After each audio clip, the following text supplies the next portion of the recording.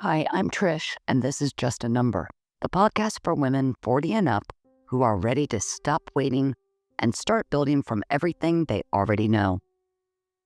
Part business, part unlearning, part confidence reset.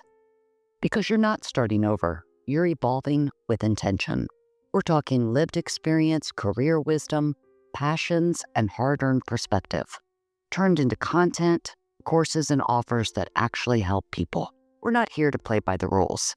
Let's build boldly, teach what we know, and make it count. Welcome to Just a Number. Hi. If you listened to episode 1, we talked about what it feels like to be invisible in the job market, even with decades of experience, and how that silence can be the nudge to start building something of your own. And before we go any further, I want you to know this. There isn't one right path that leads you here. Some of you have built careers, some of you have built families, some of you have rebuilt after loss, divorce, burnout, or a major life change. Some of you have done all of this at the same time, which honestly deserves a trophy and, I think, a vacation. Maybe you've been working part-time. Maybe you've been raising a family. Maybe you've been caregiving. Maybe you've been in survival mode for a while, and now you're finally hearing your own thoughts again. Or maybe you've been in a career that technically worked, but it never really fit. And now you're looking around like, is this it? Are we really doing this for the next 10 to 20 years too? If any of that sounds familiar, you're in the right place. Because what tends to happen somewhere between 40 to 60 isn't that you fall behind. It's that you get honest. You stop performing a version of yourself that makes other people comfortable. You start craving meaning, clarity, simplicity, peace, creativity, freedom. And that shift can feel scary because we're taught that changing direction means we're failing. But what if changing direction isn't failure? What if it's alignment? Let's talk about this phrase starting over, because women say it like it's a confession. I'm starting over. I'm too old to start over. I don't want to start over. And I get it, because starting over sounds like you lost everything. But that's not what most of you are doing. You're starting from experience, from perspective, from wisdom, from knowing what you don't want anymore, from learning what drains you and recognizing what actually feels like you now.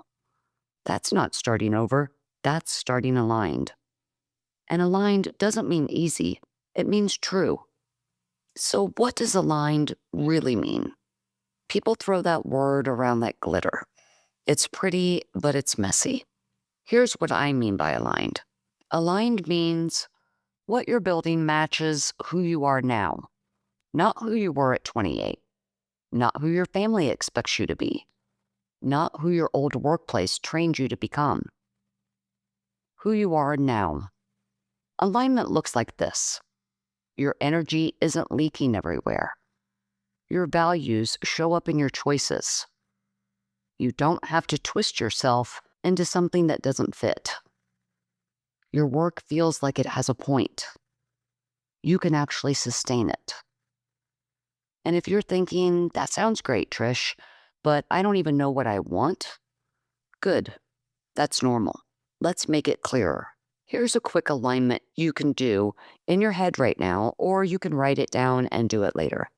Just 3 questions. First question, what drains you, even if you're good at it? Not what you hate. What drains you even when you're doing it well?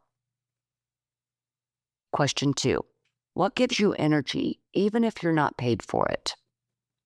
What do you naturally research? What do you talk about without thinking? What do you get excited to share?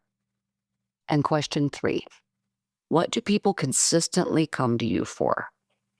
Advice, help, perspective, a solution, calm, strategy, taste, organization? When you answer these 3 questions, you're not starting over. You're collecting the raw materials you already have, so you can build from truth instead of pressure. Let's talk about passion for a second, because that word gets dismissed way too easily. Passion isn't fluff. Passion is data. It's information about what matters to you. It's the thing you keep coming back to, even after life pulls you away. And that's the kind of thing other people want to learn from. For example, one of my favorite things to do is create abstract art. I'm not a professional artist. I don't have a degree in it. And no, I'm definitely not selling pieces in galleries. But I love it. And I've spent hours, probably hundreds of hours, experimenting, screwing up, learning what works and what doesn't. And once you spend enough time on something, you start building pattern recognition.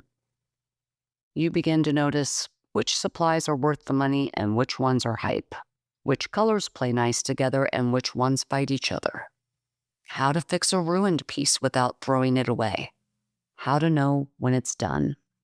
So when someone sees something I made and asks, "How did you do that?" I have answers. That's value. That's experience. That's teachable. And yes, that can become a digital offer, a tutorial, a workshop, a course, a membership, a community. Not because I'm the best, because I care and I can guide. And that's enough. So let me ask you, what's something you could talk about all day? Not what you've been paid to do, not what's on your LinkedIn profile. I'm talking about the thing people ask you for advice on, the topic you can't stop talking about at lunch, and the thing your friends say, "You're so good at that." Maybe it's parenting through hard times. Maybe it's planning travel on a budget. Maybe it's gut health, grief, creative writing. Maybe it's style for women over 40 who don't want to look like someone else's idea of age appropriate. And here are a few more that women often downplay. Organization systems, not Pinterest perfect, real life systems. Meal planning with real schedules. Career transition strategy. Confidence after divorce. How to advocate for yourself or someone else at the doctor. Caretaking without losing yourself. Downsizing without losing your mind. Boundaries with family and friends. Design hacks. Whatever it is, you've got something. If it's teachable, it's valuable. If it's repeatable, it's monetizable. And if it helps someone else, it matters. One of the biggest things holding women back is this idea that we're not expert enough. But people don't need a guru. They need a guide.